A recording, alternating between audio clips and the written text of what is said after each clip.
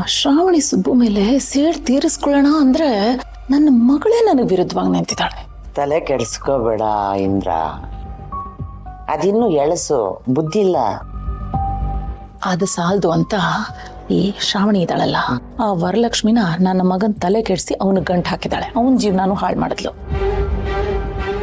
ಅದಕ್ಕೆ ಇವರಿಬ್ಬರ ಮೇಲೆ ಸೇಡ್ ತೀರಿಸ್ಕೋಬೇಕು, ಇವ್ರ ಜೀವನ ಹಾಳು ಮಾಡಬೇಕು ಅಂತ ಕಾಯ್ತಿದ್ದೆ. ಸಮಯಕ್ಕೆ ಸರಿಯಾಗಿ ನೀವು ಸಿಕ್ಕಿದ್ರು.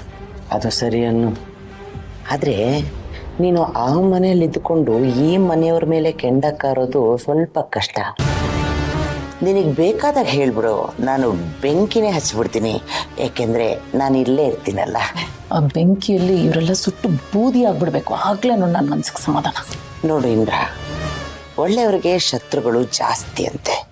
ಈ ಕಾರ್ತಿಕೇಯನಿಗೂ ಶ್ರಾವಣಿಗೂ ಮಿತ್ರರಿಗಿಂತ ಶತ್ರುಗಳೇ ಜಾಸ್ತಿ. ಆಯ್ತು ಬಿಡಿ, ಇನ್ನು ಮೇಲೆ ನಾವಿಬ್ರು ಸೇರಿಕೊಂಡು ಪ್ಲಾನ್ ಮಾಡೋಣ. ಅವ್ರ ನೆಮ್ಮದಿ ಕೆಡಿಸಿದ್ರೆ ನಾವು ನೆಮ್ಮದಿಯಾಗಿರ್ಬೋದು. ಚಿಯರ್ಸ್.